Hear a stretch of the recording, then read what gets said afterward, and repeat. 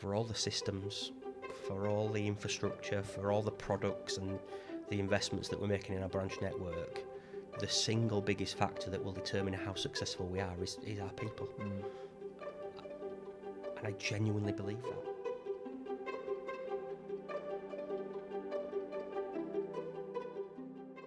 I'm delighted to be joined by Simon Broadley, CEO at the Furness, to talk a bit more about the society, some of the interesting topics in the sector, and hear a bit more about the transformation. Simon, welcome. Thank you. Great to be here. So yeah, I'd like to start off, I suppose, just a bit about your own background. I know you've been at the Furness for a little while now, a few different roles. So perhaps if we could just start with the beginning, really. Start at the start. Yeah, absolutely. So I started out with Aviva. Had a couple of years with Aviva, but the real formative part of my career was when I joined the Yorkshire Building Society back in 2000. And I all told spent 16, 17 years there, maybe a little bit more actually. Yeah. Did a stint as a non-exec director with Leeds Credit Union, which was fantastic, and then stepped outside of the mutual sector for 5 years, which was fantastic. Learned an awful lot about myself, about different parts of the industry, but what it also kind of emphasised was that I think I'm a mutual man at heart. Yeah. Hence, when I had the call about the role with Furness as Chief Commercial Officer, I jumped at the chance. And then since then, I've been appointed to CEO from the summer of this year. So I'm coming up to my 6th month now. Nice, very nice.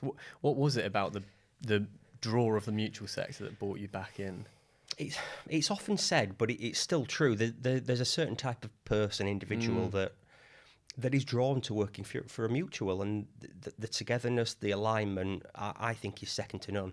Yeah. Genuinely working day to day with individuals that care about the business, they care about their community, they care about the members that we're there to serve. It's really powerful. Yeah, you can really tell the difference being, a third party that supports the sector, coming from retail banks, coming from insurers. It's a different type of place to work. It's a different culture. It's decisions are made differently. Yeah, and they drive different behaviours ultimately as well. Nice. I guess from your perspective, what is it about Furness that drew you back in as the chief commercial, I think, first? that's right. What was it about the organisation that drew you in? Probably a couple of things. Firstly, the society was in an incredibly solid position, strong position. The previous 6 or 7 years, there'd been an awful lot of work done across the society to put it in a position of real strength, whether that's financial, reputational with the regulator and the member, but also culturally. So I was coming into the business and the society with it being a solid foundation, but as much as that, it was the opportunity that sits in front of us. Particularly in our heartland, our heartland is Cumbria and North Lancashire, and there's an awful lot of investment and focus in a good way in that part of the world, and there's an opportunity for us to play our part in rejuvenating and regenerating some real civic pride and positivity for the area. So yeah, I suppose talk a bit about what you're doing for the heartland, for the folks in those regions that you've just gone through. Yeah, so we're 160 years old this year. So we were founded in 1865 in a little town on the south of the peninsula called Grange over Sands, and we were founded by some like-minded folk that wanted to support families coming into the peninsula and making it their home, because they wanted to take up roles in the shipyard, and that shipyard is still here today in Barrow in Furness, and it makes nuclear submarines. So there's a real mirroring really of what's happening now and what happened in 1865 when the society was first founded, and we think we can play a fantastic part in helping build homes, provide mortgages, create financial security for people that not only consider our heartland their home now, but for those people that will come into our heartland and call it their home in the future. Yeah. So it's an incredibly exciting time, and I think that is an advantage, a benefit of being a regional building society, because there is a concentrated heartland. Having worked with the Yorkshire Building Society, fantastic organisation, real scale and size, but it was a national building society, and that brings with it its own challenges and opportunities. But if you're a true regional building society, there's a concentration and a real sentiment within a 100-mile radius of what you call your head office. Do you think that's here to stay for the long term, that the regional nature of building societies, as we see more and more of them moving to digital, uplifting their front ends, as I'm sure we'll probably talk about shortly? Do you still see a place for that, the regional nature, the bricks and mortar, the lines on the map, if you like, for mutuals? I do. Yeah. But it has to evolve. We've said a few times within our leadership team, we have no God-given right to be here in another 160 years. So we need to be vigilant. We need to be forward-thinking. We need to be progressive. But yeah, I do think there's definitely a role for a regional building society and an organisation that is proud to have a high street presence. Yeah. Since coming into the role, my focus has predominantly been on the colleagues, the people within the organisation, and creating alignment of focus. And we use the phrase a lot, being up to something together within the Furness. And what we are up to together is we want to be nationally known and locally famous. And that, in essence, is the strategy that we've designed for ourselves for the next 5 years or so. We need to grow nationally. Yeah. We need to broaden our financial shoulders to deal with the increased cost of regulation and just the general cost of doing business. So we want to grow our balance sheet, and we'll do that by participating nationally on a known basis. So we want to be very clear and very specific about the markets that we operate in, hence being nationally known. But if we get that part right, then we can do the locally famous bit. And that will throw off the capital and the investment potential for us to do some quite special things in our heartland and become famous for it. Nice. Have you got any examples of those locally famous bits and pieces that you've been working on recently? Yeah, so an obvious one, James, was that we launched an apprentice mortgage just in the last few weeks. Again, back to our heartland, there's a proliferation of apprentices that operate in the area, and that's only going to increase. So trying to create a product that isn't particularly commercially advantageous for us, far from it, but it's something tangible that is designed for those members that call our heartland their home. We are intent on not just providing mortgages, but actually supporting further up the chain of home building and home ownership. So we do a decent amount of residential development finance, and that's something that we hope and want to do much more of. So it would be lovely to be sat here in a year or two, and we're talking about having joint ventures with local builders and developers where we are supporting the physical creation of homes as well as providing the mortgages for the people that will call it their home. Yeah.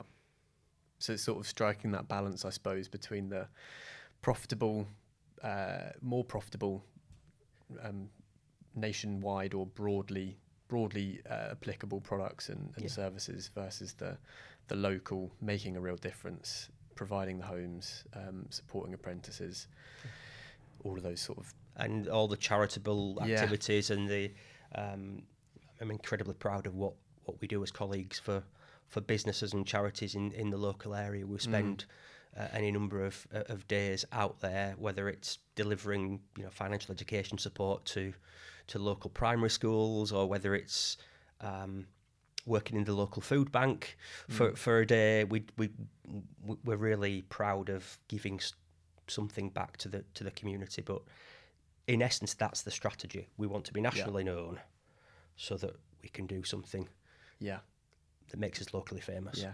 And it's the "so that" bit that I think quite a few other building societies struggle with or wrestle with, perhaps at a leadership level, of should we be doing this because it doesn't quite align with the local focus that we're doing. It is more profit driven. It is commercially more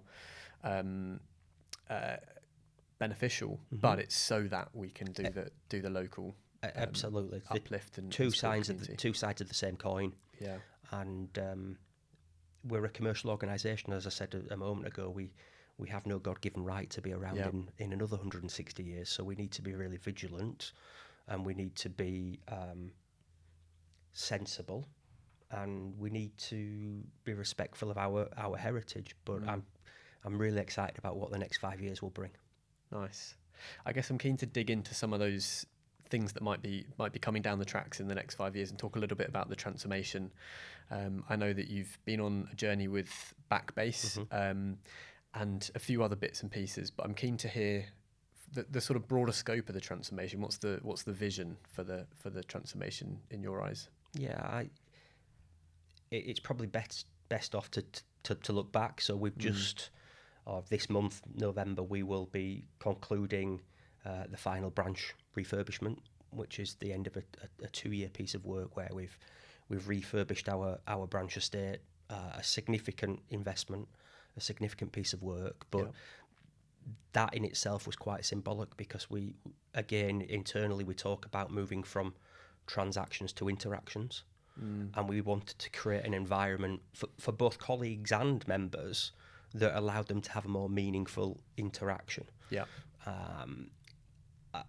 I've said a few times to colleagues, I'd be very, very happy if next year we went from, in a particular branch, having 10 people walk through the door every hour who spent 3 minutes in the branch, to having 4 people walk through the door every hour, but each of those 4 spend 25 minutes in the branch.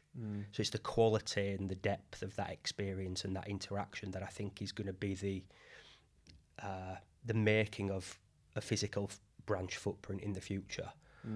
As technology becomes more and more commonplace, those day-to-day transactions largely will end up on your phone, but there will continue to be points in any consumer's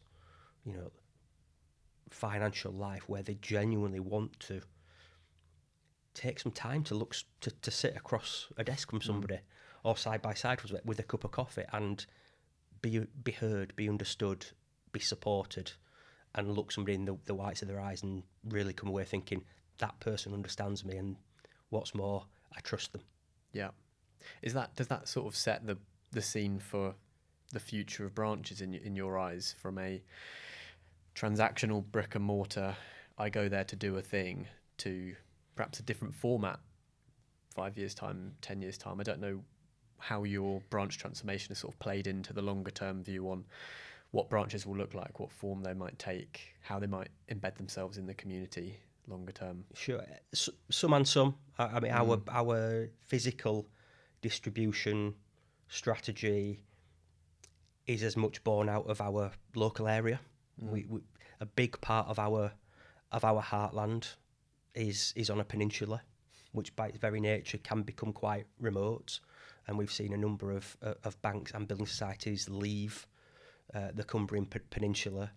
So yes, it creating a different type of experience, one that sets us apart from mainstream financial services providers, is really, really key.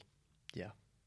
How does that then translate into what you've been doing digitally, or what you've been doing with the technology side, the process side, the other side of that transformation outside of brick and mortar and branch refurb? Yeah. So the transformation program, which will be concluding this year, essentially had 4 parts to it. So there was the branch network, which we've touched on. There was digitising and creating a digital savings solution that would turbocharge our funding and grow our member base. Then there was a piece around our brand, and then the fourth, and as important as the first 3, the fourth was people, getting people into the organisation that genuinely wanted to make a difference, have low ego, but high authenticity around how they carry themselves. Yeah. So that was the program as a whole. coming back to the digital savings part, we, I guess, not dissimilar to many regional building societies, historically, if we wanted to grow funding so that we could lend more, that had to come through our branch network, or it came through the post. And as well as that served us in years and decades gone by, it created an awful lot of overhead, both for the member and us as colleagues. So by putting a digital saving solution in there, it hugely improves the ease with which both members can interact with us, but the speed with which we can serve them. But that is to complement our direct distribution model, not to replace it. Yeah. So we've been at pains to point out to both colleagues and members that this is not the Furness Building Society becoming a digital only provider. Absolutely not. If it's a wet and windy Wednesday in November and you need to transfer some money to a next of kin, you can do it on your app rather than getting in the car and driving for 10 minutes. Yeah. But equally, the branch door's open. If you want to come down, have a cup of coffee, you're more than welcome. Nice. And I guess in terms of selecting Backbase, it was I believe the first in the sector that went with Backbase as a digital front end savings solution. How did you make that selection, and how did you go up against the, I'm sure probably countless voices that said, hang on a minute, this is the first time a building society will have gone live with Backbase. How did you overcome that hurdle, that friction? I think it's just about being clear on what you want from a partner, and being deliberate about the questions that you set them through the RFP process, and then in time staying true to those principles and those capabilities. Yeah. So it was. I actually wasn't around at the point where we chose Backbase as a provider. I came in at the tail end of that, and then helped the business run it through to implementation. But Backbase have been fantastic. I mean, I can't speak highly enough of them.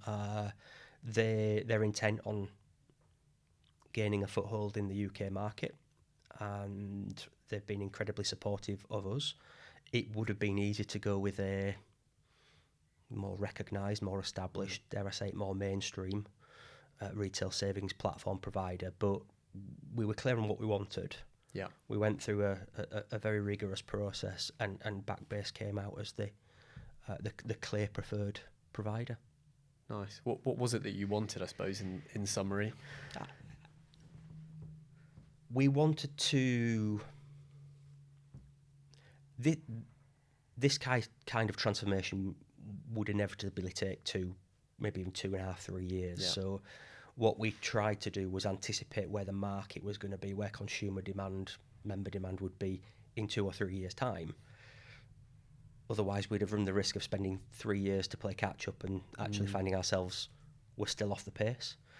So the ability to integrate the digital solution across our channels for the members to be recognised, whether they dial into our central team, whether they're on the app or whether they walk into branch, whichever colleague they interact with, they can see what they've done elsewhere in the other channels.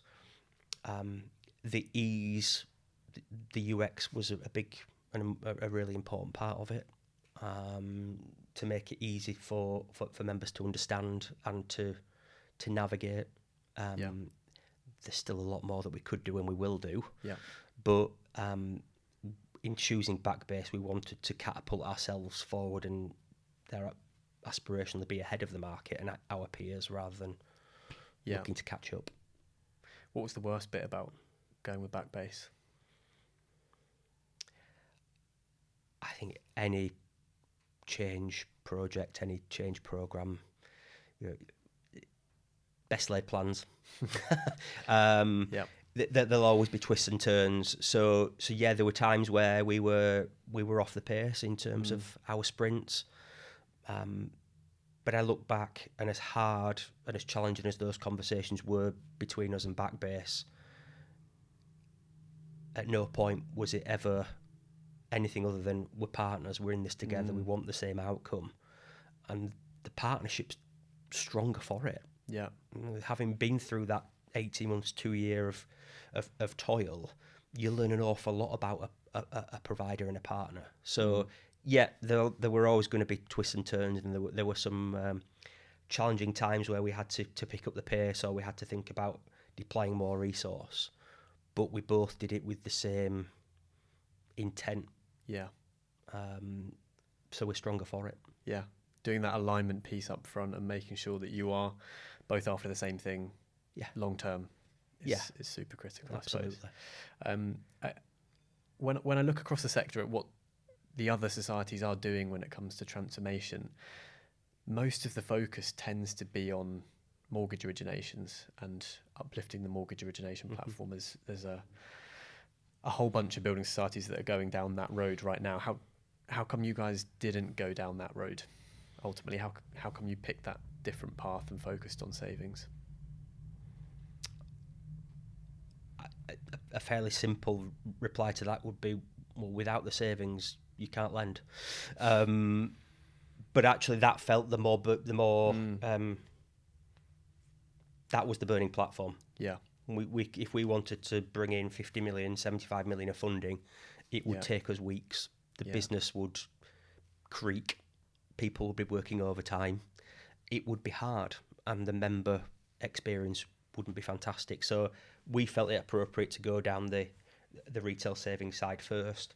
We've looked a couple of times at the mortgage origination side and continue to look at it.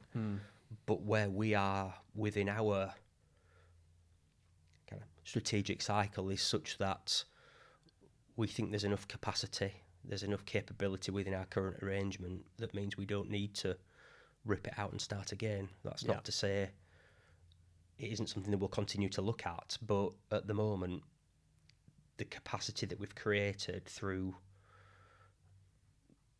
to use that phrase, marginal gains, we've run a series of hackathons in the last 4 weeks, which has been really eye-opening. The amount of capacity that we've created, the amount of friction that we've removed from the mortgage process for both brokers and members has been, astonishing. Yeah. Have you been able to measure that?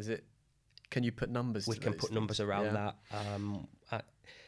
And so whether that is increased capacity, whether it's reduced turnaround times, whether it's increasing conversion rates, we've got all that. We've measured it. We've now signed off those changes. They're in play in the market, and already we're seeing those anticipated benefits come through. So in 2 years' time, again, I might be sat here saying, right, we're going to go down a different route for mortgage origination. But at the moment, it's not broken, and actually there's more we can do to improve the efficiency of our current setup well before we go look at another provider. Nice.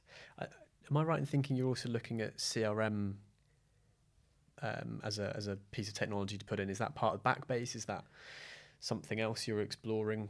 What's the sort of it's story something behind it? It's something separate. Okay. So within our 5-year strategy, coming back to the nationally known, locally famous, that there are 9 pillars, and the first pillar deliberately of that strategy is understanding our members. Yeah.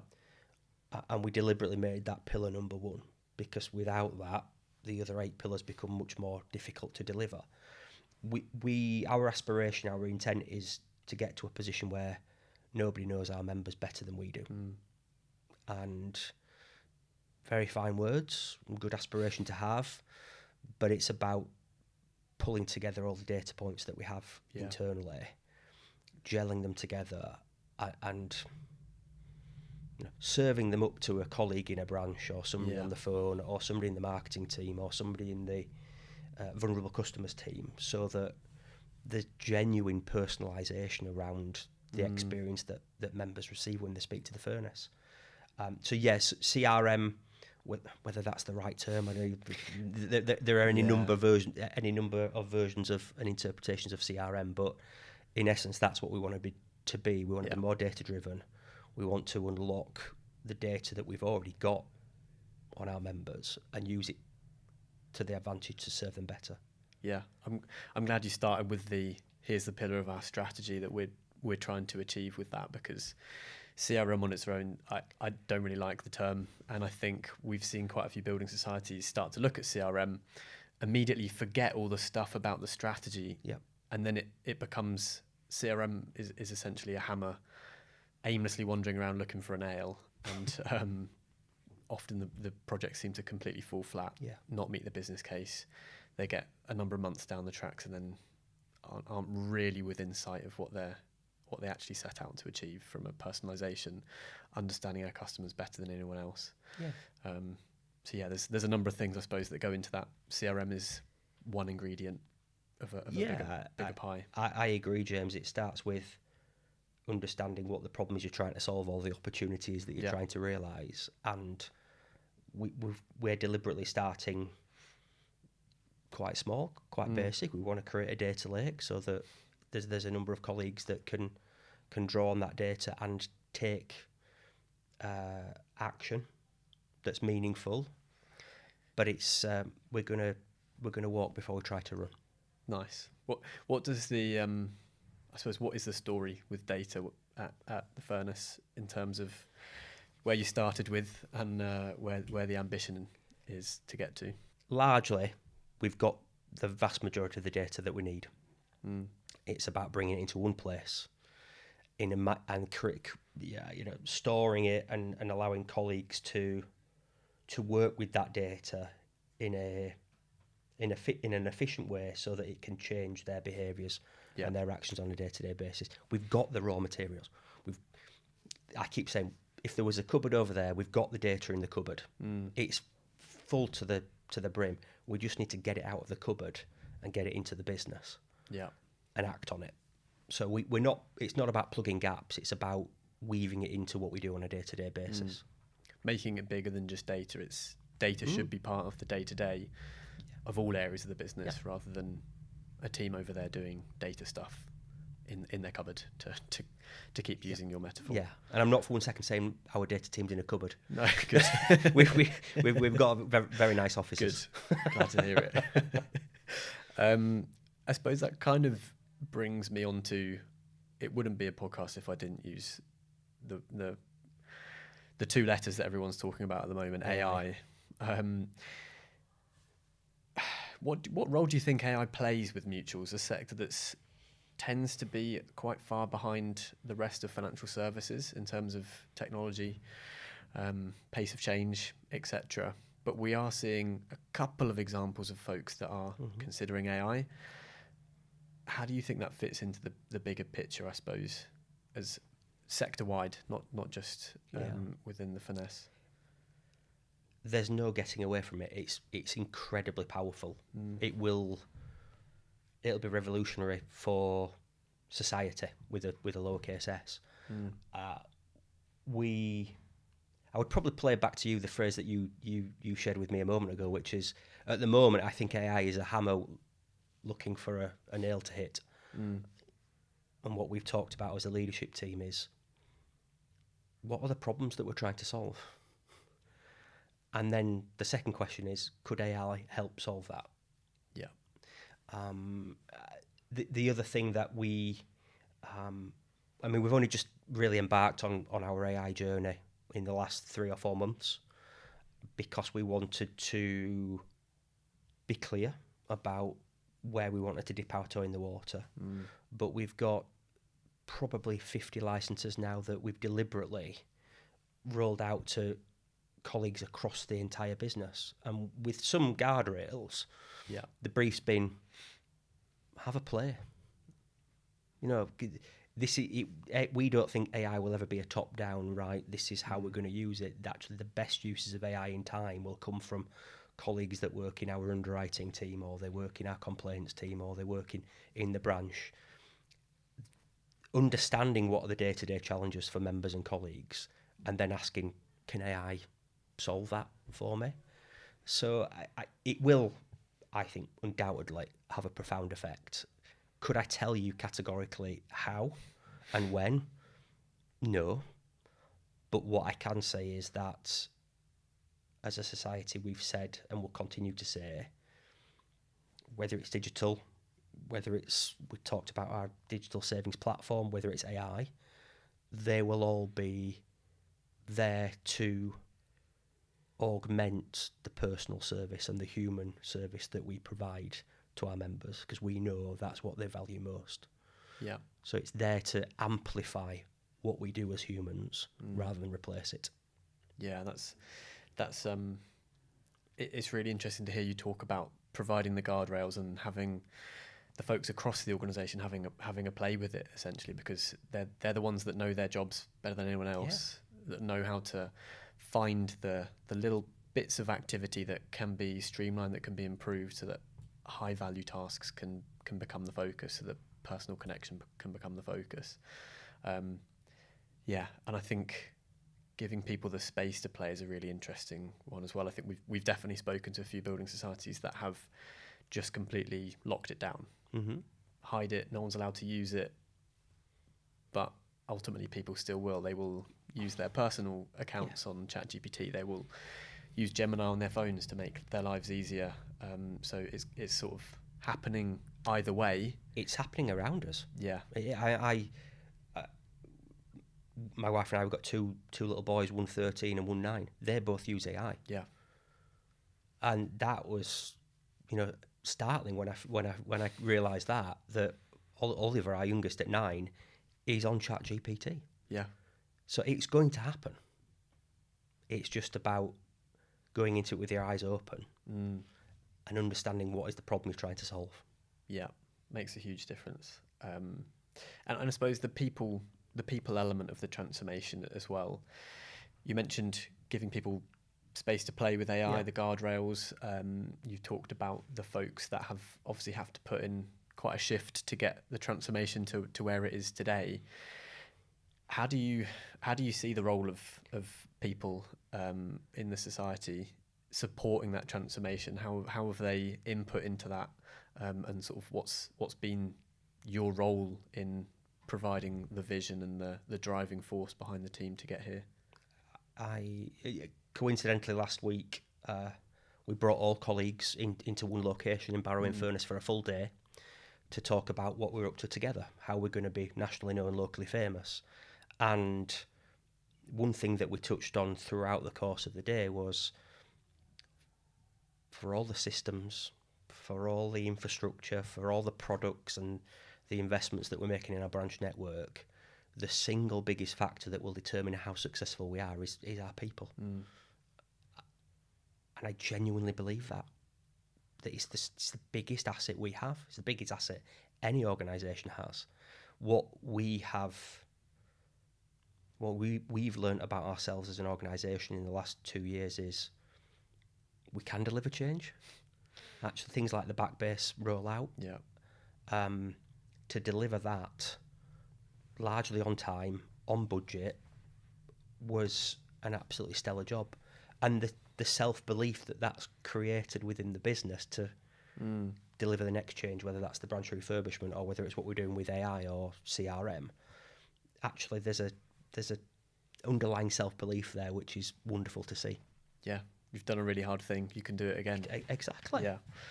I'm keen to sort of touch on probably a couple of industry topics, which the top one I've got on here is cash ISAs. How do you feel about the fact that the cap on cash ISAs has been reduced, and what do you think the impact will be from here on in? It felt inevitable certainly in the last few days and weeks. The Building Society Association did a fantastic job in lobbying on our collective behalf. Robin and the team were fantastic in pulling together, clear, unequivocal evidence of how the cash ISA market for building societies underpins a lot of our lending activity. But the change is here, so we'll roll with it. I think consumers are resilient. You know what? It gives us an opportunity to support our members just in a different way. They'll have questions. Well, come on, pick up the phone, walk into our branch, and we'll support you through it and understand what your options are now. I think. Do I personally think by changing the cash ISA allowance, it will suddenly see people like my mum and dad go to Hargreaves Lansdowne and stick £5,000 in a stocks and shares ISA. I don't think that's the case. It will just move the pieces, move the funding around in the retail savings space in a slightly different way. But it felt inevitable over the course of the last 3 or 4 weeks what was coming. So we're ready for it. And as I say, the positive is it's an opportunity for members to sit down with us, have an interaction, and we'll work with them to find their way through it and what it means to them. Yeah, nice.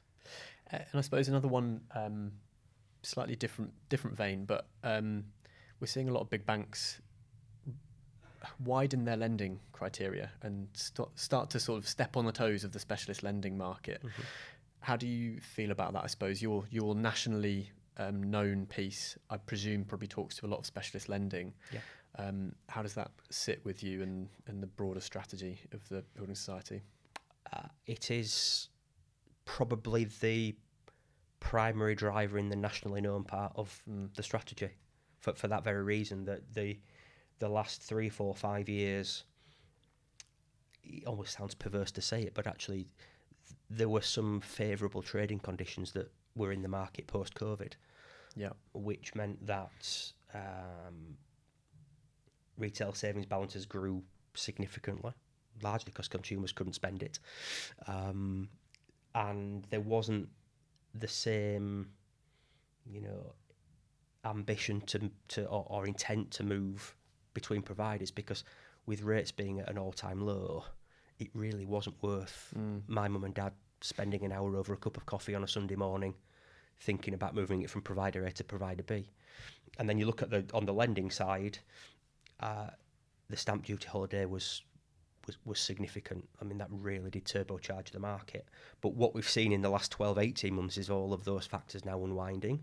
Yeah. And I think that's where the large lenders, the more mainstream vanilla lenders, for want of a better phrase, that's why they're looking further down the spectrum to those areas that have historically been the markets that we've participated in as building societies. It'll be interesting whether those big lenders think AI will help them, participate in what could be seen as a more complex part of the market. But for us, it's about being clear. We want to be nationally known, but we want to be, what we mean by that is nationally known in certain markets. Yeah. We don't want to be all things to all men or women. We want to be known for 3, 4, 5 things that we do exceptionally well, that we build our business around, whether it's our underwriting experience, whether it's our broker experience, whether it's how the systems work, whether it's how we market. Being known for 4, 5, 6 things is the way to go, in my opinion. Yeah.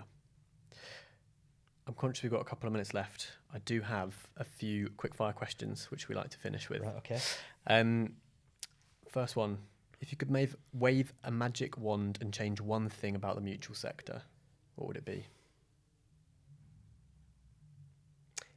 That's a harder question than you probably think, because we've got an awful lot going for us at the moment.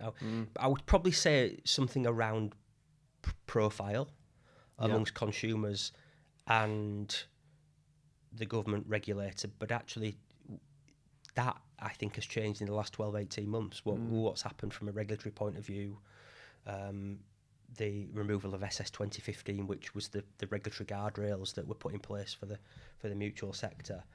I think there is that recognition that we are a significant part of the of the financial infrastructure for the UK. So I don't think I'd change a great deal. More of the same. Well, very positive outlook. How do you want your peers in the sector to describe the Furness in one sentence? Clearly up to something. Nice, I like that. But they don't know what. Just up to something. Well, being nationally known and locally famous. Okay. And what's the thing that scares you the most about the future? Anticipating when my children are my age what society will be like, what are some of the challenges that they will face.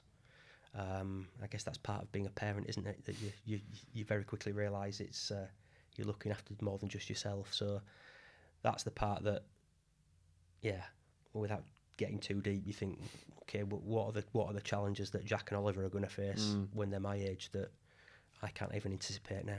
Yeah, very long term view on the world. Yes. Nice. And which building society do you admire the most right now? You can't say Furness.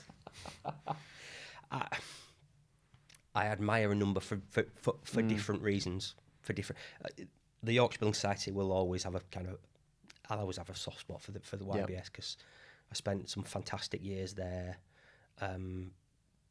They did and do get up to some really fantastic things. I look to what some of our comparators are. So what's happening at the Saffron or at the Leek or the Melton or the Darlington, and I think there's an awful lot of, really well-meaning, capable people that are in leadership roles that have a low ego but have a really high level of integrity. So it would be difficult to point the finger at one. I would... no favouritism here. I'd probably be ostracised at the next BSA meeting otherwise. Yeah, fair enough. Playing it safe. Cool. Simon, thank you very much. That's been super insightful. Really, really enjoyable to learn about the Furness and what's happening, what the long-term plans look like, and some of the interesting industry topics as well. So thank you very much. No, thank you.